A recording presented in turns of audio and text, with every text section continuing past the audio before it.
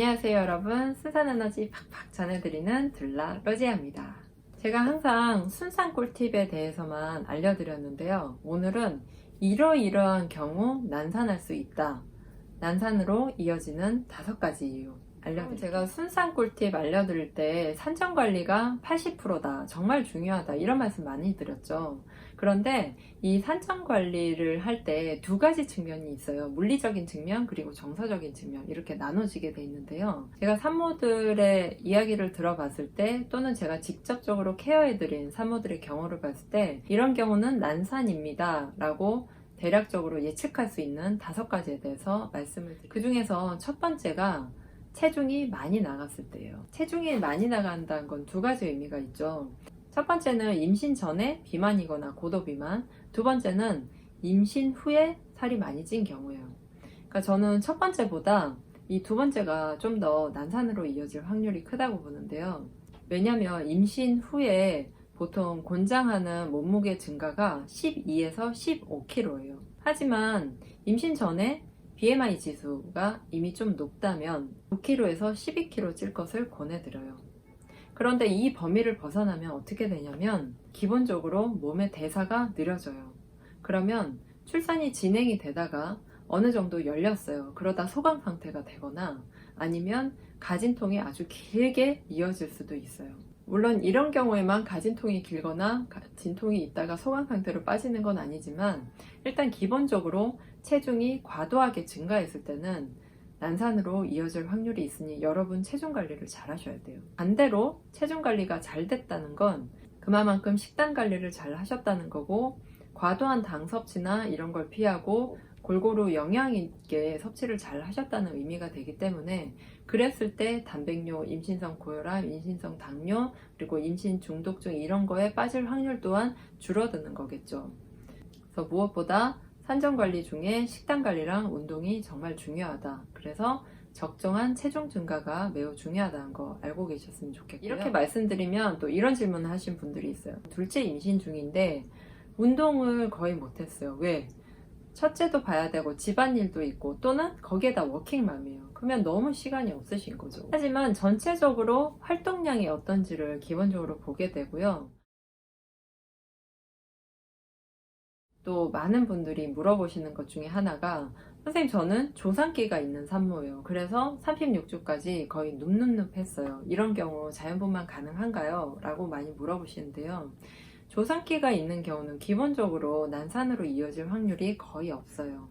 병원에서 태어나신 이후에 계속 걷기나 계단 오르기, 그때부터 이제 스쿼트나 이런 다양한 것들을 해주시면서 남은 시간 동안, 출산할 때까지 남은 시간 동안 체력을 최대한 키워주시면서 운동하시면 또 난산으로는 이어지지 않으니까 그 점은 걱정하지 않으셔도 됩니다. 제가 간혹 출산 코치나 둘러를 해드리다 보면 이런 산모분들이 있어요. 굉장히 따지고 보는, 원인을 끝까지 알아내고 싶어하는, 굉장히 분석적인, 예를 들면 이런 거예요. 그럴 때는 이렇게 하면 돼요 라고 제가 알려드렸는데, 산모 입장에서는 많은 것들이 걱정이 되고 기본적으로 두렵고 불안도 많이 있을 수 있지만, 어떤 문제점이 있을 때 제가 이런 거는 이렇습니다 라고 답변을 드리거든요. 근데 거기에 대해서 그럼 선생님 이럴 때는 어떻게 해요, 저럴 때는 어떻게 하고, 질문이 하나에서 시작해서 10가지 이어지는 거예요. 인터넷에선 너무 많은 정보를 보고 이분이 선생님 그러면 만약에 양수가 파수되면요, 그래서 유도를 하면요, 유도를 하다 제왕절개를 하면요, 이렇게 계속 꼬리를 무는 거예요. 이미 일어난 일도 아니고, 그리고 본인의 케이스도 아닌데 그걸 계속 물어보고 예측하고 싶어하는 경우나, 모든 불안한 상황에 대해서 완벽한 답을 얻으려고 할 때, 이럴 때는 기본적으로 산모 정서가 불안하다고 봐요. 근데 이런 분들을 보면 대체로 남편이 이렇게 출산에 깊이 관여하지 않거나, 또 남편이 너무 바쁘거나, 또 남편이 해외에 있는 경우들도 꽤 있어요. 기댈 데가 없고 남편과 사이가 또 썩 좋지 않고 이러면 정서적으로는 일단 계속 불안이 계속 가중되는 거예요. 거기에다가 병원 진료를 받으면서 자궁 경부가 뭐 남들보다 길다든지 튼튼하다든지, 뭐 골반이 납작하다든지, 아니면 아기가 주스보다 크다든지, 그런 얘기를 계속 듣다 보면 불안이 계속 가중되거든요. 불안하거나 이러실 때는 저에게 출산 코칭을 받고 기본적으로 출산 공부를 하셔서 어느 정도 지식을 쌓아두시는 게 좋아요. 뭔가 궁금할 때 너무 인터넷을 많이 찾아보고 거기에 대해서 나도 이렇게 되면 어떡하지 라고 걱정을 안 하시는 게 사실은 가장 좋은데요. 인터넷에 찾아보면 당연히 잘 나왔다는 얘기보다 나는 이래서 힘들었다는 얘기가 계속 돌고 돌아요. 그러니까 정말 이게 컨트롤 C, 컨트롤 V를 하는 게 아닌가 싶을 만큼 굉장히 좀 비슷한 얘기들이 많이 도는데요. 그런 얘기를 보지 마시고 실제 팩트가 어떻게 돌아가는지, 왜 그런 상황으로 이어진지 전후 맥락을 따져야 되기 때문에 막연한 불안이나 그런 분석적인 마인드, 또 너무 네거티브한 그런 생각들은 어느 정도 내려놓으셔야 난산으로 이어지지 않습니다. 물리적으로는 체중 관리가 잘 돼야 된다. 12kg에서 15kg 정도만 증가를 해야 되고요. 그러기 위해서는 식단 관리를 잘 하셔야 됩니다. 두 번째로는 너무 움직임이 없거나 활동을 안 하는 경우, 이럴 때도 난산으로 이어질 수가 있어요. 세 번째는 남편과의 사이가 안 좋을 때도 난산으로 이어질 수 있고요.